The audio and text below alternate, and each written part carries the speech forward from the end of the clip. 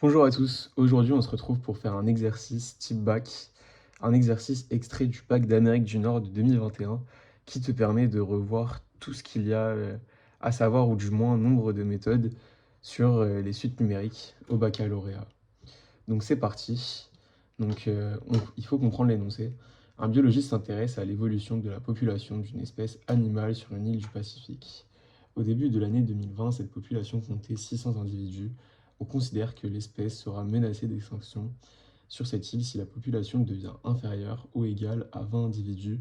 Le biologiste modélise le nombre d'individus par une suite UN définie par U0 égale 0,6 et UN plus 1 égale 3 quarts de UN fois 1 moins 1 quart de UN, où N désigne un antinaturel, UN désigne le nombre d'individus en milliers au début de l'année 2020 plus N. Question 1. Estimez selon ce modèle le nombre d'individus présents sur l'île au début de l'année 2021, puis au début de l'année 2022.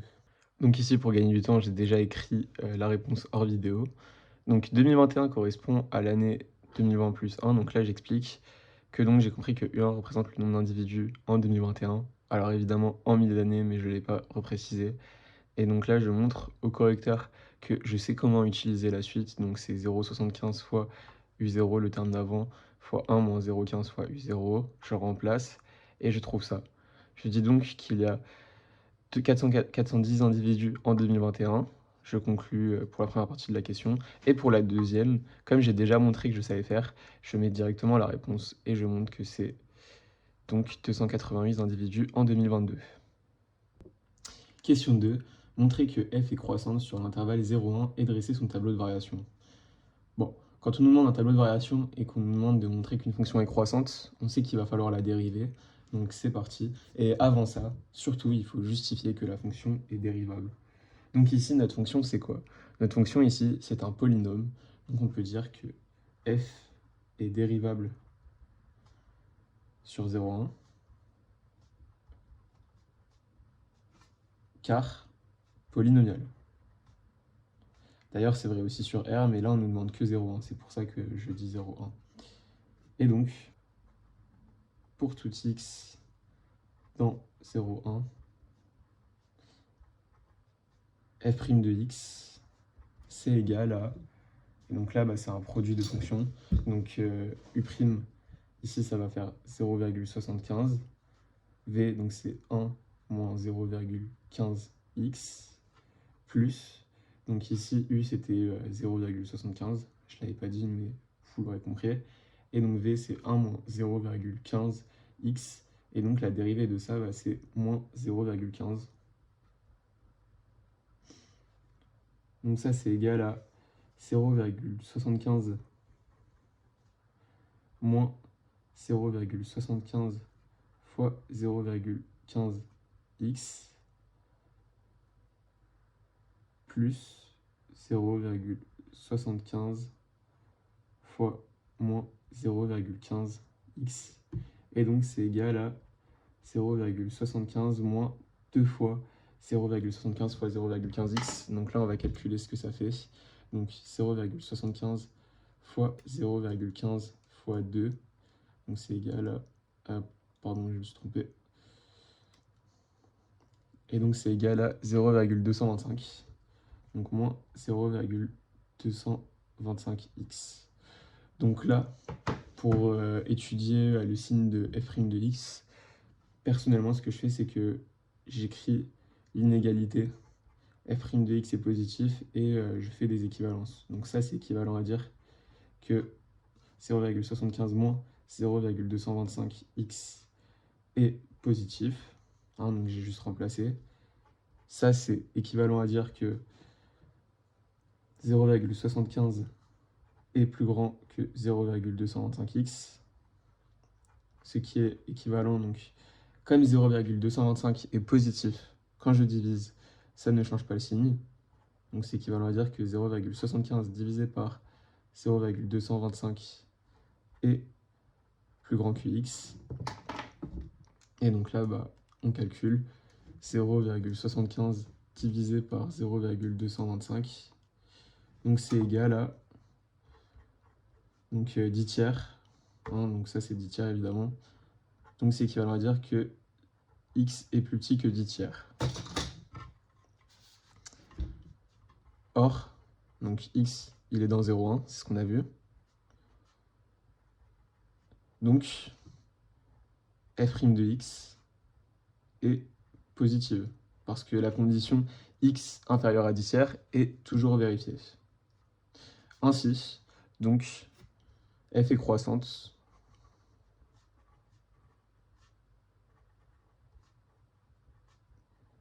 sur 0,1, et on a le tableau de variation suivant.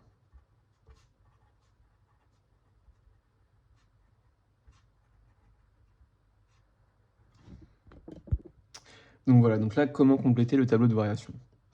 Tout d'abord, on va mettre l'intervalle dans lequel x est compris. Donc ici, notre intervalle, c'est 0, 1. Et donc là, normalement, on est censé mettre la valeur en laquelle f' de x s'annule. Sauf que là, on a vu que f' de x est tout le temps positive et ne s'annule pas, puisque en fait, ça nous dit que f' de x s'annulerait en x égale 10 tiers. Et 10 tiers, c'est clairement au-dessus de 1, donc clairement pas dans 0, 1. Donc ici, il n'y a rien à mettre. On met juste un plus parce que c'est tout le temps positif. Et donc quand f' de x est positive, on sait d'après le cours que f est croissante. Donc le tableau de variation, c'est juste ça. Et là, à la limite, on peut préciser les valeurs de f de x en 0 et en 1. Et donc ça fait 0 en 0 et ça fait 0,7375 en 1. Voilà. Donc maintenant, résolvons l'équation f de x égale x pour x dans 0,1. Donc pour x appartient à 0,1. F de x égale x, c'est équivalent à dire, donc là pareil, je remplace juste que 0,75 fois x facteur de 1 moins 0,15 x est égal à x. Et là juste, il y a une erreur à ne pas faire par pitié, c'est de dire, là j'ai du x, là j'ai du x, je peux simplifier. Parce qu'en fait, quand vous faites ça, simplifier, en fait, ça signifie diviser par x des deux côtés. Sauf que là, x il est dans 0,1, donc x il peut très bien valoir 0. Donc ici, le bon réflexe à avoir, c'est de passer le x de l'autre côté, et donc de dire que c'est équivalent à 0,75x facteur de 1 moins 0,15x moins x, et donc que tout ça, ça vaut 0, et donc là, maintenant, on peut factoriser par x. Donc ici, ça va donner, x facteur de 0,75 fois 1 moins 0,15 x moins 1. Bon, donc c'est toujours égal à 0, hein. Et donc ça va être équivalent, donc juste je distribue jusqu'au bout, à x fois 0,75 moins 1, donc ça va faire 0, moins 0,25. Donc ici, moins 0,15 fois 0,75. On avait vu tout à l'heure que ça faisait 0,1125 fois x. Et donc ça, c'est équivalent à dire, donc équation produit nul, hein, soit que x égale 0 ou que moins 0,25 moins 0,1125 x est égal à 0. Donc c'est équivalent à dire que x égale 0 ou, donc ici si je passe de l'autre côté, donc 0,1125x est égal à moins 0,25, et donc équivalent à dire que x égale 0 ou x égale moins 0,25 moins 0,25 divisé par 0,1125. Donc voilà, mais comme nous, on veut x dans 0,1, donc ça, on peut dire que ça n'appartient pas à 0,1. Et donc, 0 est l'unique solution.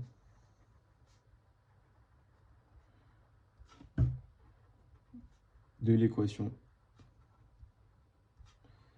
f de x égale x sur 0,1. Question 4a. Démontrer par récurrence que pour tout entier naturel n, un plus 1 est inférieur à un et que les deux sont compris entre 0 et 1.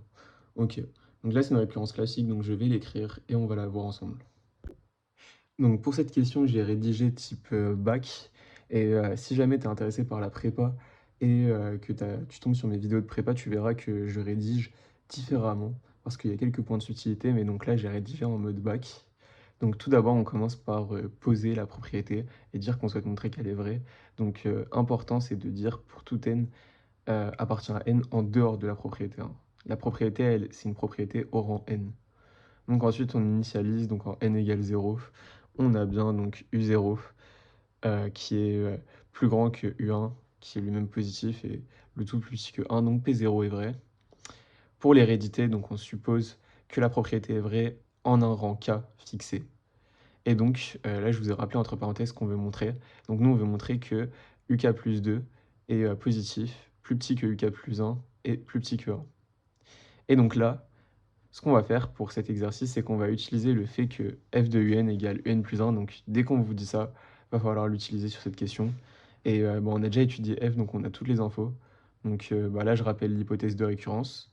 Et ensuite, on utilise juste le fait que f est croissante sur 0,1. Et donc on applique f, et comme elle est croissante, ça ne change pas le signe des égalités, enfin le sens des égalités. Et donc, bon, ensuite, on n'a plus qu'à remplacer, et on trouve bien ce qu'on veut. Donc P de K plus 1 est vrai, ce qui permet de conclure. Et donc là, on rappelle donc, que la propriété est vraie au rang initial et héréditaire, ce qui montre que Pn est vrai. Pour la 4b, donc en déduire que la suite UN est convergente. Si vous avez vu ma vidéo de révision sur les suites, vous reconnaissez le théorème de la limite monotone, puisqu'ici, donc d'après la question 4a,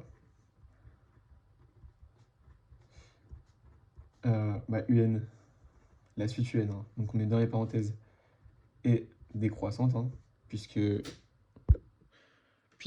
plus 1 est inférieur à un pour tout n, et elle est minorée. Minorée par quoi? Minorée par 0. Donc, elle converge d'après le théorème de la limite monotone.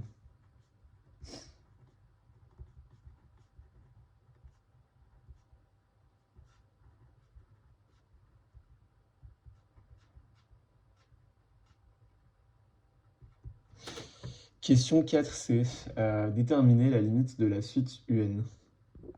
Donc là, je vous ai rappelé les conditions qu'on doit vérifier, nous, avant d'appliquer le théorème du point fixe entre nous. Donc c'est que un plus 1 égale f de un. Ça d'ailleurs, il faudra sans doute le rappeler. Et aussi que un converge vers L. Donc oui, si en fait, toutes les conditions, mieux vaut les redire. Et donc à ce moment-là, il faut dire que f est continu en L. Et alors, L vérifie f de L égale L. Donc c'est parti, donc là, on va le dire. Donc ici, un converge vers L, et un prend des valeurs dans 0,1. Donc, L est aussi dans 0,1. C'est un fait. L, c'est forcément dans 0,1. Donc à ce moment-là, qu'est-ce qu'on doit dire d'autre? On doit dire que un plus 1 égale f de un, et L, et pardon, f est continu sur 0,1. Donc d'après le théorème du point fixe,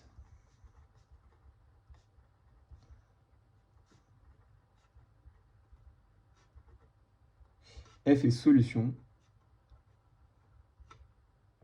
L pardon, est solution de f de L égale L. Or, L appartient à 0,1. Donc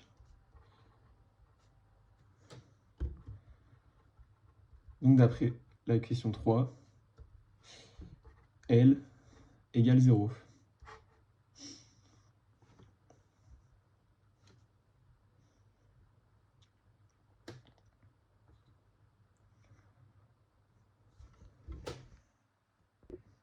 Question 5. Le biologiste a l'intuition que l'espèce sera tôt ou tard menacée d'extinction. Justifiez que, selon ce modèle, le biologiste a raison. Donc en fait ici, on rappelle que UN, ça représente le nombre d'individus, et on dit que l'espèce est menacée si le nombre d'individus est inférieur ou égal à 20. Et donc là, en fait, c'est en question 4C, on a vu que, d'après Q4C, 4C, que la limite de UN, lorsque n tend vers plus infini, c'était égal à 0. Donc, tôt ou tard, UN sera inférieur à donc 0,02, vu qu'on parle en milliers.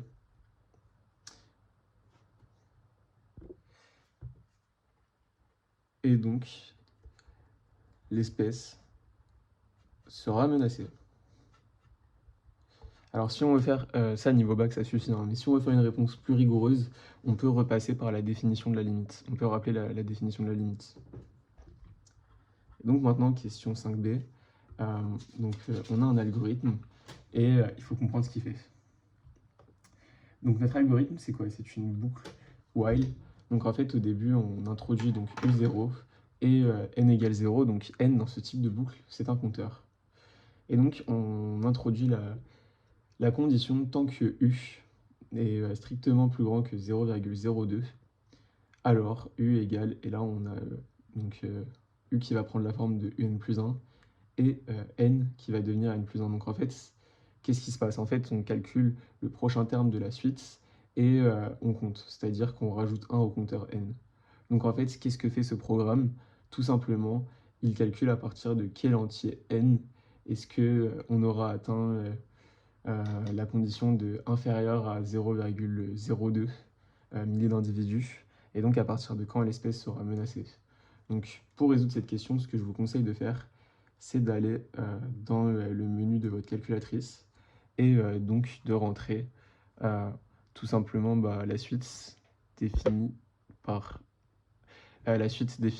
récurrence, et donc ensuite vous allez dans tableau et vous regardez à partir de quel entier n est-ce que la suite est inférieure à 0,2. Et donc ici, c'est à partir de l'entier 11. Donc à la question, donner la valeur numérique renvoyée lorsqu'on appelle la fonction menace. Et bien ici, la valeur numérique renvoyée est 11, ce qui signifie que l'espèce sera menacée